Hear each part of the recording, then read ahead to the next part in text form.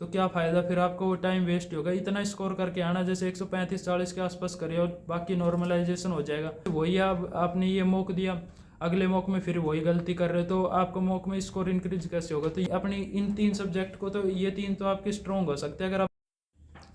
Hello दोस्तों, welcome back to a new video. आज इस वीडियो में बताऊंगा, जैसे आप लास्ट टाइम में जो मिस्टेक कर रहे हो, अब आपका एग्ज़ाम का लगभग 30 से 40 दिन बच रहे, तो लास्ट टाइम में जो आप मिस्टेक कर रहे हो उससे उनको कैसे अवॉइड कर सकते हैं। तो मैं ये 5-7 मिस्टेक है जो आप लास्ट टाइम में कर रहे हो, और इनको अवॉइड करोगे तो आपको मॉक में भी स्कोर इंक्रीज होगा और आपके फाइनल में मार्क्स भी अच्छे आएंगे।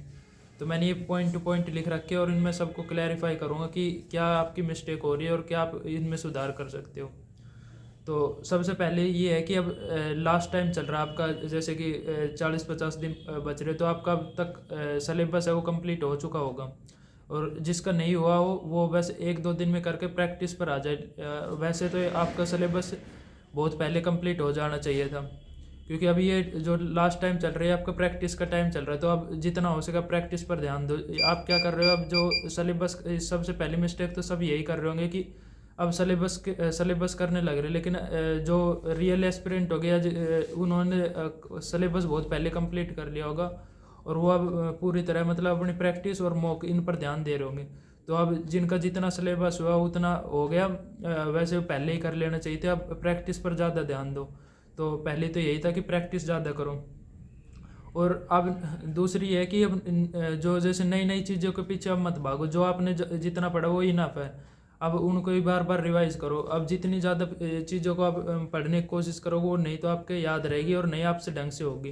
तो जितना आपने कर रखा वो आपने बेस्ट कर रखा, उन्हीं चीज़ों को जितनी बार आप रिवाइज करोगे ना, वही आपको स्कोर इंक्रीज करने में हेल्प करेगा, और उससे ही आपके इम्प्रूवमेंट होने लगेगा हर चीज़ के अंदर। आपके चाहे कोई सा सब्जेक्ट हो, सब में इम्प्रूवमेंट होगा। पर जो आपने अब तक किया है उनको ही रिवाइज करने पर ज़्यादा फोकस करो, ना कि अब नई नई वीडियो, जैसे अब लास्ट में बहुत सी नई नई क्लासेस चलेगी, या फिर फाइनल में बहुत सी वीडियो जाएगी कि ये वन शॉट कर लो या ये वीडियो कर लो। लेकिन आपको क्या करना है, जो आपने नोट्स बनाया है या जो अब तक आपने पढ़ा है उस पर विश्वास करके, और उसको ही आपने बार बार रिवाइज करना है। दूसरी बात बता दी, नई चीज़ों के पीछे नहीं भागना, जो आपने अब तक किया उनको ही बार बार रिवाइज करना है। और ये है, अब क्या है, सब लास्ट टाइम चल रहा तो मॉक देने लग रहे। मॉक से आपको परेशान नहीं होना, और मॉक ये नहीं है कि आपके दिन में लास्ट टाइम में 2 मॉक दे रहे हो, दिन में 3 मॉक दे रहे हो। ज़्यादा मॉक देने से कुछ नहीं होगा। मॉक चाहे 2 दिन में 1 दे लो, पर मॉक से ये नहीं पता चलता कि आपके फाइनल में क्या स्कोर आएगा। मॉक आपको बस ये बताता है कि आप मतलब कहाँ स्टैंड कर रहे हो, और किस सब्जेक्ट में आपके, किस टॉपिक में आपकी क्या मिस्टेक चल रही है।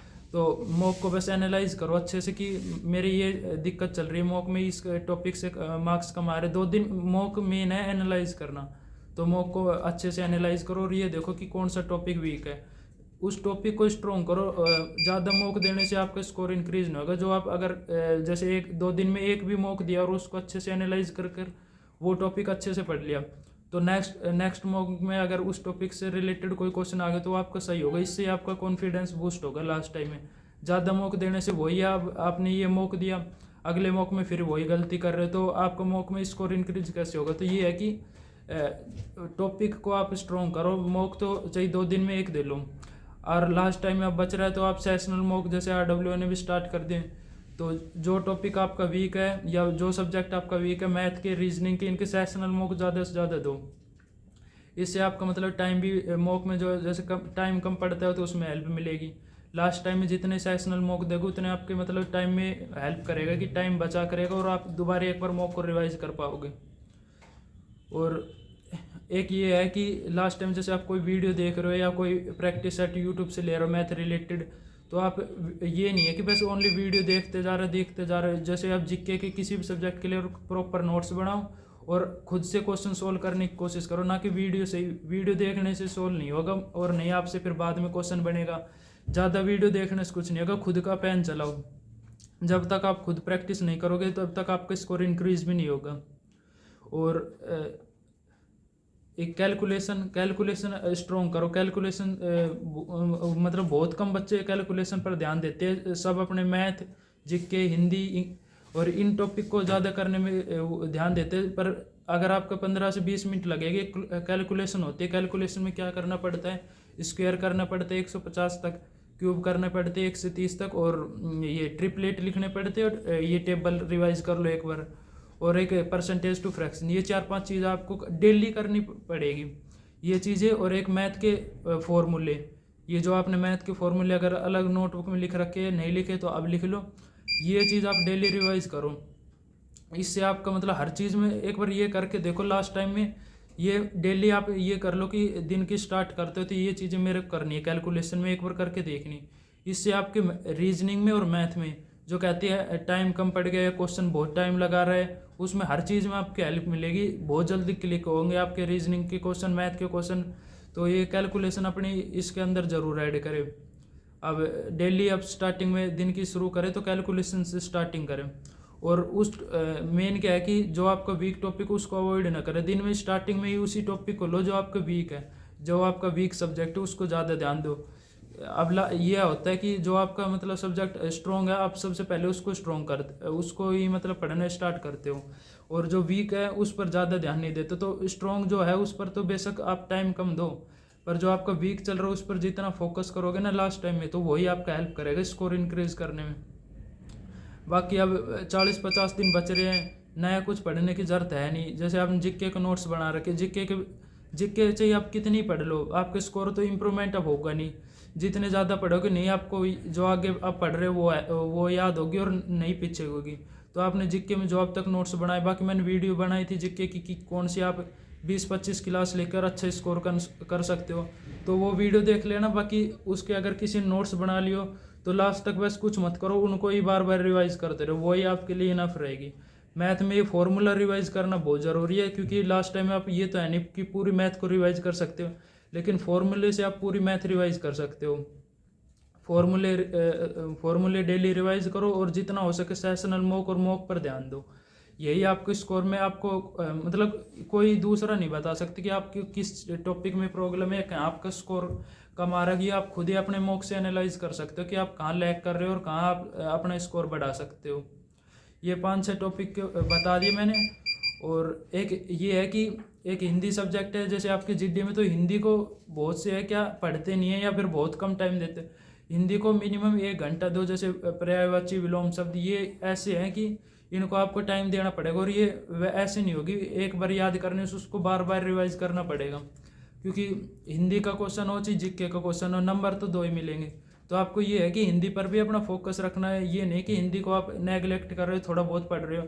क्योंकि हिंदी के में अगर आपके स्कोर कम आ गए तो ये सोचो आप बहुत पीछे चल गए, क्योंकि मैथ में 1-2 क्वेश्चन कट जाए तो चलो ये तो सबके साथ हो, लेकिन हिंदी में अपने स्कोर कम नहीं होने देने। हिंदी, रीजनिंग, मैथ ये तो ऐसे सब्जेक्ट है जिसके में तो हो जाता है कि एवरेज सबके 12-13 क्वेश्चन होते हैं, लेकिन इन ये 3 सब्जेक्ट अगर आपने मतलब वीक छोड़ दिया तो ये समझ लो आप पहले ही बाहर हो जाओगे। क्योंकि अब की बार कट ऑफ देख लिया आपने, अब की बारी कितनी गई, तो यही है कि जब आपके 130 के आसपास स्कोर यहाँ आने लग जाएगा और आप ऐसे ही स्कोर आप फाइनल में करके आओगे ना, तो ये है कि फाइनल तक आपके स्कोर आप ये हो जाओगे कि अब मतलब कट ऑफ से तो डर नहीं होगा कि हाँ मेरा फाइनल में होगा या नहीं होगा। तो इतना स्कोर तो करो, ये नहीं है कि फिजिकल वाली लिस्ट में आपका नाम आ गया तो क्या फ़ायदा, फिर आपको वो टाइम वेस्ट होगा। इतना स्कोर करके आना, जैसे 135-40 के आसपास करिए और बाकी नॉर्मलाइजेशन हो जाएगा। ये है लास्ट तक आपको ये टेंशन नहीं रहेगी कि इतना स्कोर करने के बाद मैं फिजिकल में आउट हुआ या वैसे। तो अपनी इन 3 सब्जेक्ट को तो ये 3 तो आपके स्ट्रॉन्ग हो सकते हैं अगर अब भी आप प्रैक्टिस करने चाहते हो। तो अब सिलेबस के पीछे जो मतलब बैच बूच है वो भी बैच तो अब कंप्लीट होता रहेगा।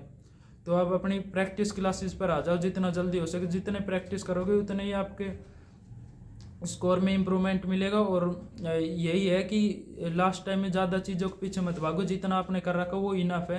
अब जितना देखोगे वही है। लास्ट टाइम में बहुत सी यूट्यूब पे भी आप वीडियो चलेगी कि ये लास्ट टाइम में ये क्लासेस ले लो, ये क्लासेस ले लो, लेकिन इनसे फ़र्क तो कुछ नहीं पड़ा। जितना आपने अब तक किया वो आपने इनफ कर रखा है, उनको ही बार बार रिवाइज करते रहो। मैंने भी यही किया था। मतलब लास्ट टाइम में आप 1-2 क्लासेस मतलब ये ले लो, मैथ की स्टार्ट कर दो। मैथ के अब जो RW प्रैक्टिस सेट चले ये 1 क्लासेस ले लो और उनको भी खुद से सोल्व करने की कोशिश करो, क्योंकि उसमें जो प्रीवियस ईयर क्वेश्चन है वो या फिर न्यू जो अब ये पेपर हुए 2-4 इनमें जो क्वेश्चन आए होंगे, नए कंसेप्ट आएंगे, ये सोल्व करवाए होंगे सर ने। तो आप इनको करते रहोगे तो आपके मैथ में ये मिक्स प्रैक्टिस हो जाएगी। जो प्रैक्टिस सेट फिलहाल चल रहे जीके का कुछ नया करने की जरूरत नहीं है, जो आप तक करा है उनको ही रिवाइज करो। हिंदी में मॉक से एनालाइज कर लो, सेशनल मॉक दे लो, उनको अच्छे से एनालाइज कर लो, और विलोम पर्यायवाची कोई पीडीएफ निकाल लो यूट्यूब उससे, टेलीग्राम वगैरह से या कहीं से भी, ताकि उनको एक बार ज़्यादा से ज़्यादा मतलब विलोम और पर्यायवाची तो आपको अलग से करने ही पड़ेंगे, तो वहाँ से कर लेना। और मैथ की रही, मैथ में यही है, फॉर्मूला ज़्यादा से ज़्यादा रिवाइज करो और प्रैक्टिस करो, प्रैक्टिस से ही आपका स्कोर इंक्रीज होगा। और बाकी ये सोशल मीडिया की डिस्ट्रैक्शन अब छोड़ दो, क्योंकि लास्ट टाइम में जितना पढ़ेगा अब तक जिसने जो किया वो मतलब ये तो पहले के तो कितना ही पढ़ लो वो तो काम नहीं आता, लेकिन जो लास्ट के 40 से 50 दिन में जो आप करोगे ना वही आप स्कोर आप लास्ट के टाइम में करके आओगे। तो जितना हो सके अब आपको पूरा टाइम देना अपनी पढ़ाई को। अब ये मत देखो कि मैं मतलब कितना टाइम दे सकता हूँ, 10 बहुत से कमेंट में कहते हैं कितना टाइम मिनिमम पढ़ना चाहिए, ये आप डिसाइड नहीं कर सकते। जैसे आपके पास जितना टाइम आप दे सकते हो ना अपनी तरफ से, उतना आप टोटल टाइम अपनी पढ़ाई को ही देने की कोशिश करो। तो इस वीडियो में बस यही था कि लास्ट टाइम में आपको यही 2-4 मिस्टेक नहीं करने की, बार बार जैसे आप मॉक ज़्यादा से ज़्यादा दे रहे हो, उसको एनालाइज नहीं कर रहे हो, या फिर आपका सिलेबस के पीछे लग रहे हो, उसको प्रैक्टिस नहीं कर रहे, तो प्रैक्टिस करनी है आपको, ज़्यादा कैलकुलेशन पर ध्यान देना है, और जो वीडियो ज़्यादा नहीं देखनी, नोट्स पर आपको बार बार रिपीट करना है। तो यही था। बाकी और कोई वीडियो आपको चाहिए किसी टॉपिक पे या कोई हेल्प चाहिए तो आप कमेंट में बता देना। धन्यवाद।